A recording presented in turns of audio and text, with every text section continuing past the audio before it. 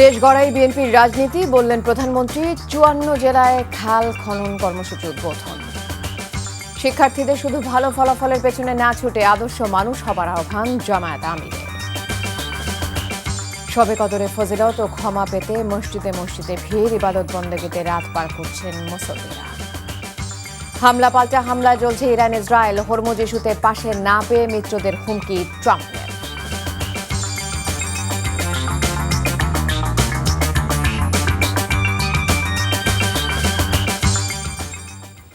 আসসালামু আলাইকুম, তাসরিমা নাহিদ আমন্ত্রণ জানাচ্ছি এনটিভির রাতের খবরে। ক্রাউন সিমেন্ট শিরোনাম দেখছিলেন, জানাবো পুরো খবর।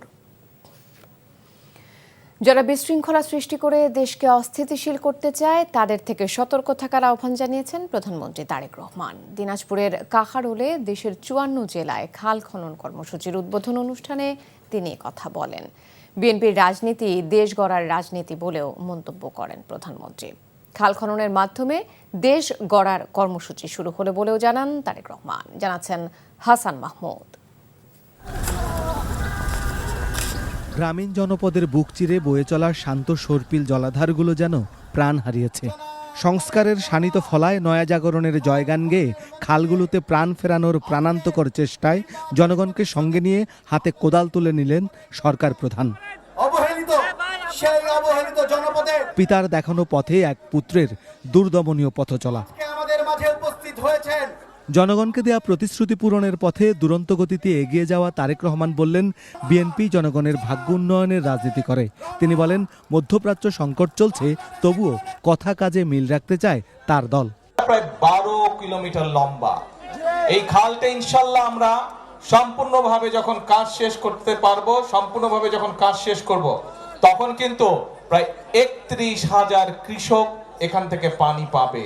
৩.৫ লক্ষ মানুষ এই খালের পানির সুবিধা পাবে। এই খালের পানি বিভিন্ন ভাবে তারা ব্যবহার করতে পারবে। এই এলাকার কৃষক ভাইরা, এই এলাকার কৃষানি বোনেরা, তারা যে ফসল উৎপাদন করবে, এখন যেই ফসল উৎপাদন হচ্ছে তার থেকে প্রায় ৬০,০০০ মেট্রিক টন বেশি ইনশাল্লাহ ফসল উৎপাদিত হবে।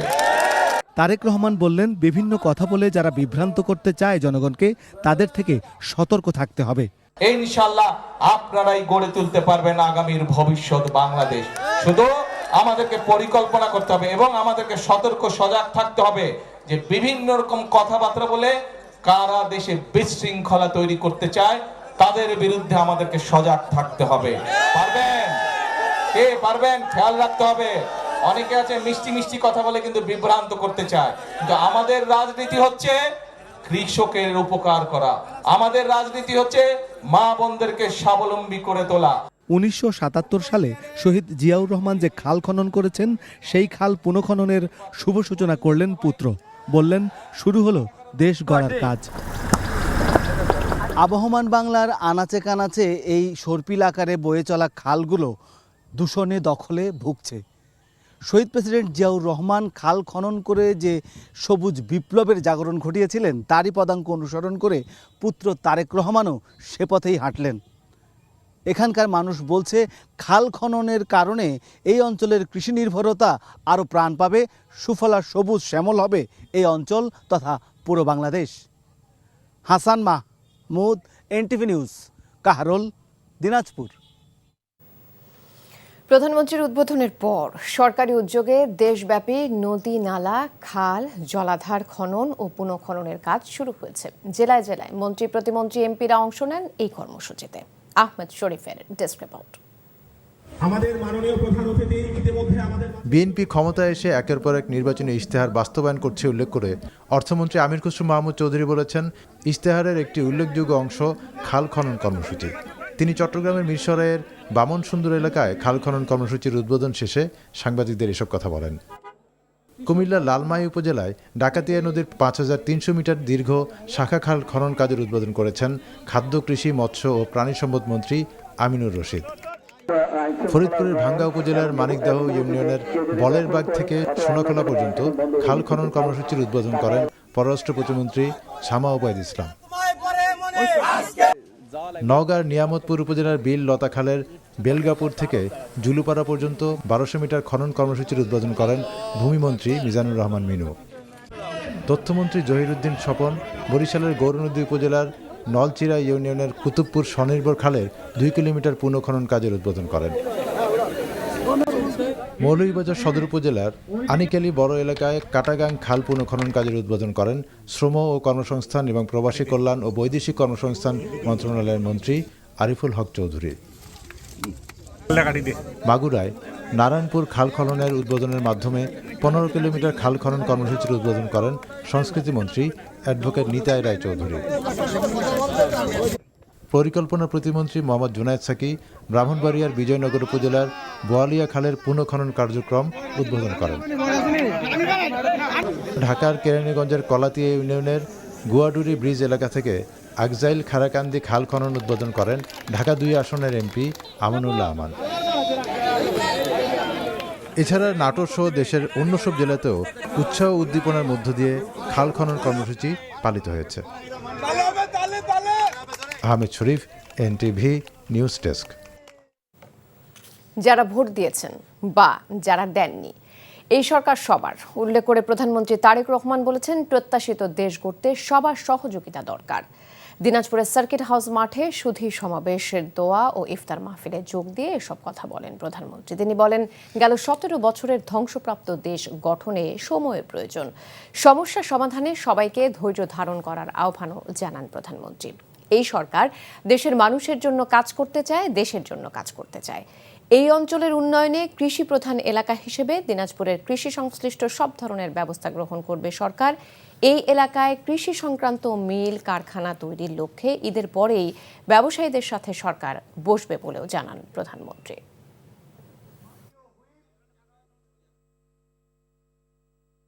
এক মাসের মতন সময়ের মধ্যে আমরা চেষ্টা করেছি যে বাংলাদেশের মানুষের কাছে আমরা যে ওয়াদাগুলো করেছিলাম, সেই ওয়াদাগুলোর কতগুলো ওয়াদা আমরা ইতিমধ্যে কাজ শুরু করেছি।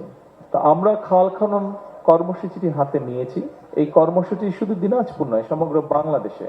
আমরা বলেছি বাংলাদেশের মানুষকে নির্বাচনের আগে আমাদের পরিকল্পনা রয়েছে যে আগামী 5 বছরে আমরা প্রায় 20,000 কিলোমিটার খাল খনন করব। শিক্ষার্থীদের শুধু পরীক্ষায় ভালো ফলাফলের পেছনে না ছুটে আদর্শ মানুষ হিসেবে গড়ে ওঠার আহ্বান জানিয়েছেন জাতীয় সংসদের বিরোধী দলীয় নেতা ও জামায়াতে ইসলামের আমির ডাক্তার শফিকুর রহমান। গাজীপুরের টঙ্গীতে অ্যালামনাই সংবর্ধনা ও ইফতার মাহফিলে তিনি আরও বলেন, প্রতিটি শিক্ষার্থী হবেন এক একজন যোদ্ধা। জুলাই গণঅভ্যুত্থানে তামিরুল মিল্লাত কামিল মাদ্রাসায় যারা শহীদ হয়েছেন তাদের আত্মার মাগফিরাত কামনা করেন জামায়াত আমির। অনুষ্ঠানে প্রতিষ্ঠানটির প্রাক্তন শিক্ষার্থীদের মধ্য থেকে নির্বাচিত 3 বর্তমান সংসদ সদস্য সহ বিভিন্ন বিশ্ববিদ্যালয়ের ছাত্র সংসদের প্রতিনিধিরা উপস্থিত ছিলেন। পরে দোয়া ও ইফতার মাহফিল অনুষ্ঠিত হয়।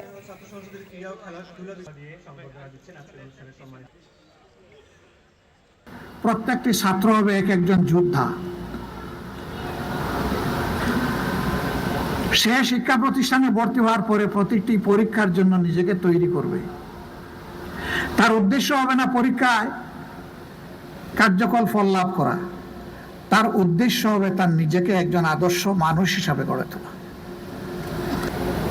এই জাতি আগাবে কিভাবে? মেরুদণ্ড সোজা হলেই তো শরীর আমার শক্তিশালী হবে। প্রথম থেকে নবম শ্রেণীতে ভর্তিতে লটারি পদ্ধতি বাতিল করা হয়েছে। পরীক্ষার মাধ্যমে মেধার ভিত্তিতে শিক্ষার্থীদের ভর্তি হতে হবে। বিকেলে শিক্ষা মন্ত্রণালয়ের সভাকক্ষে সংবাদ সম্মেলনে কথা জানান শিক্ষামন্ত্রী আ.ন.ম এহসানুল হক মিলন। তিনি বলেন, লটারি কোনো শিক্ষার মানদণ্ড হতে পারে না, খুবই সাধারণ উপায়ে পরীক্ষা হবে জানিয়ে শিক্ষামন্ত্রী জানান, বহুদিনের গবেষণার ফলে এই সিদ্ধান্ত নেওয়া হয়েছে। এ সময় 9টি বিশ্ববিদ্যালয়ে নতুন উপাচার্য নিয়োগের কথাও জানান মন্ত্রী। ঢাকা বিশ্ববিদ্যালয়ের ভিসি করা হয়েছে অধ্যাপক এবিএম ওবায়দুল ইসলামকে, জগন্নাথে অধ্যাপক রইসউদ্দিন, চট্টগ্রাম বিশ্ববিদ্যালয়ে অধ্যাপক আল ফোরকান, রাজশাহীতে অধ্যাপক ফরিদুল ইসলাম, খুলনা প্রকৌশল ও প্রযুক্তি বিশ্ববিদ্যালয়ে অধ্যাপক মোহাম্মদ মাসুদ, উন্মুক্ত বিশ্ববিদ্যালয়ে অধ্যাপক সিদ্দিকুর রহমান খান, ঢাকা সেন্ট্রাল ইউনিভার্সিটিতে অধ্যাপক নুরুল ইসলাম এবং ইউজেসের চেয়ারম্যান করা হয়েছে অধ্যাপক ডক্টর মামুন আহমেদকে। আমাদের যে বছরের প্রথমে পরীক্ষা অ্যাডমিশন পরীক্ষা যেটা হয় সেটা আমরা লটারি পরিবর্তে পরীক্ষা নেওয়ার ব্যবস্থা করতে যাচ্ছি। আমরা লটারি সিস্টেম উইথড্র করলাম, এবং খুবই সিম্পল ওয়েতে আমরা এক্সাম নিব। আমরা এমন কোনো মেধার পরীক্ষা নিতে যাব না, ইটস ইনিশিয়াল স্টেজ। আমরা তাদের পরীক্ষা নিব, তারপরে দেখা যাক পরবর্তী ধাপে কি হবে। ওদেরকে আমরা ক্লাস 1-এ নিউরোসার্জন বানানোর চেষ্টা করছি না, এটা নিশ্চিত থাকেন। স্কুলের ভর্তি প্রক্রিয়ায় লটারি নয়, পরীক্ষা ভিত্তিক ব্যবস্থাই ভালো বলে মনে করেন প্রধানমন্ত্রীর শিক্ষা বিষয়ক উপদেষ্টা মাহাদি আমিন।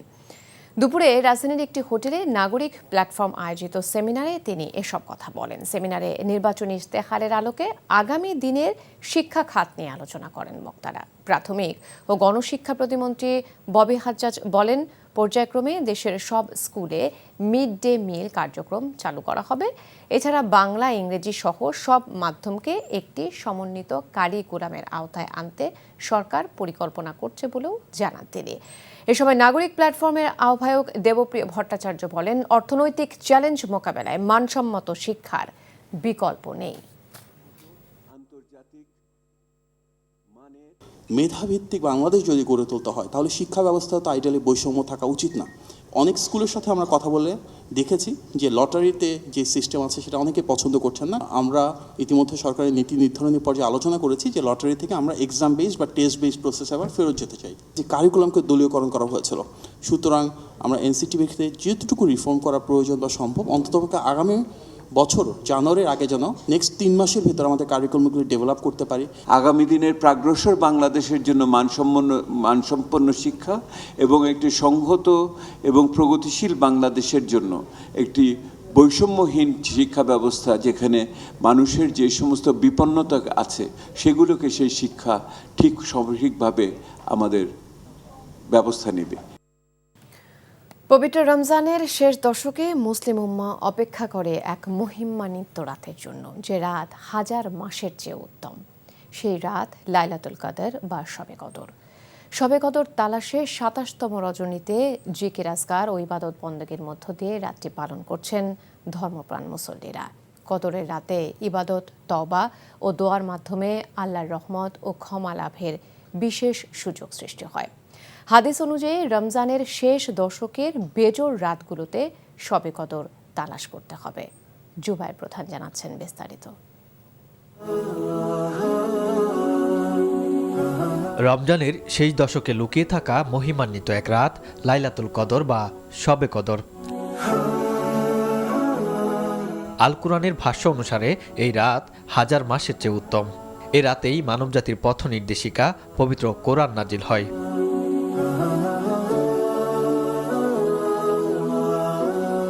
পবিত্র কোরআনের সূরা কদরে এই রাতের মর্যাদা তুলে ধরা হয়েছে। ইসলামিক স্কলাররা বলছেন, এই রাতে ইবাদত, তওবা ও দোয়ার মাধ্যমে আল্লাহর রহমত ও ক্ষমা লাভের বিশেষ সুযোগ সৃষ্টি হয়।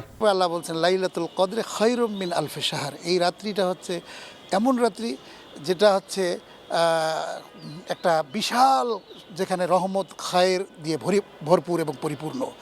অর্থাৎ এই রাত্রিতে যদি কেউ ইবাদত করে তাহলে হাজার হাজার মাস ইবাদত করলে যে সওয়াব হবে সেই সওয়াবটা আমলনামায় আল্লাহ রাব্বুল আলামিন দিবেন।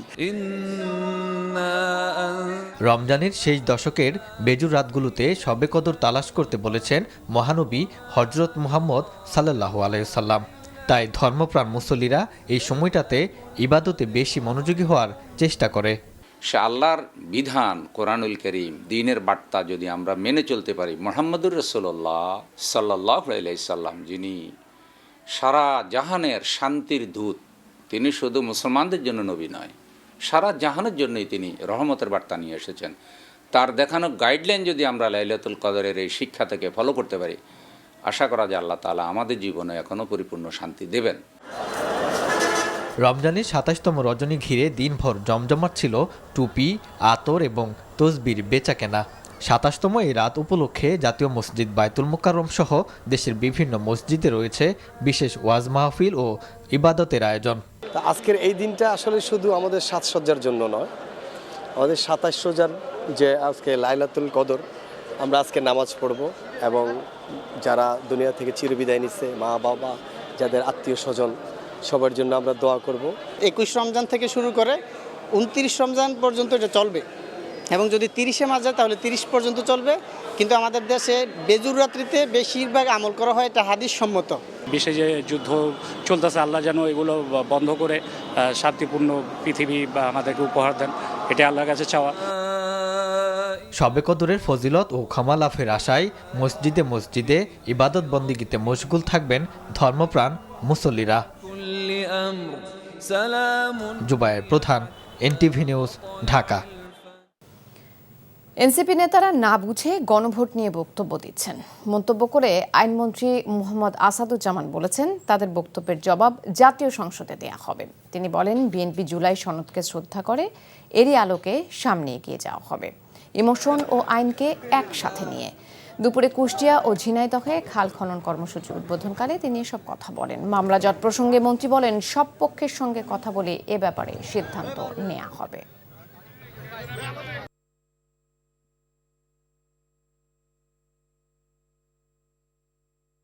যারা বলছেন জুলাই বিপ্লব, জুলাই সনদ নিয়ে যারা খুব কথা বলছেন যে বিএনপি জুলাই সনদ বাস্তবায়ন করছে না, আমরা বলছি জুলাই সনদের প্রতিটি অধ্যায় আমরা ভালো করে পড়ে দেখে বুঝে জুলাই সনদ বাস্তবায়ন করব, আমাদের কোনো ব্যত্যয় নেই। দলমতের ঊর্ধ্বে থেকে সিটি কর্পোরেশনের সব নাগরিকের সেবা নিশ্চিত করার প্রত্যয় জানালেন নবনিযুক্ত ও প্রশাসক অ্যাডভোকেট মাহফুজুন নবী ডন। সকালে রংপুর সিটি কর্পোরেশনের দায়িত্ব গ্রহণ করে এ কথা বলেন তিনি। এদিকে জেলা পরিষদের প্রশাসকের দায়িত্ব নিয়েছেন সাইফুল ইসলাম। বগুড়া জেলা পরিষদের নতুন প্রশাসক হিসেবে দায়িত্ব গ্রহণ করেছেন আহসানুল তৈয়ব জাকির। তাকে শুভেচ্ছা জানান জেলা বিএনপির সভাপতি রেজাউল করিম বাদশা, সাবেক সংসদ সদস্য হেলালুজ্জামান তালুকদার লালু সহ অন্যরা। কুমিল্লা সিটিকে দুর্নীতিমুক্ত করাই প্রথম কাজ হবে বলে জানিয়েছেন নবনিযুক্ত প্রশাসক ইউসুফ মোল্লা টিপু। রাজশাহী সিটির প্রশাসক হিসেবে মাহফুজুর রহমান রিটন, বরিশালে অ্যাডভোকেট বিলকিস জাহান, সিলেট জেলা পরিষদের আবুল কাহের এবং নারায়ণগঞ্জে প্রশাসকের দায়িত্ব নিয়েছেন অধ্যাপক মামুন মাহমুদ। এই ছিল রাতের খবরে। এই খবরের ভিডিও সহ আপডেট জানতে ভিজিট করুন এনটিভি অনলাইন www.ntvpt.com। এছাড়াও এনটিভির জনপ্রিয় সব অনুষ্ঠান ও খবরের আপডেট জানতে ভিজিট করুন আমাদের ইউটিউব ও ভেরিফাইড ফেসবুক পেজে। রাত 1টায় মধ্যরাতের খবর দেখার আমন্ত্রণ রইল। ধন্যবাদ সবাইকে।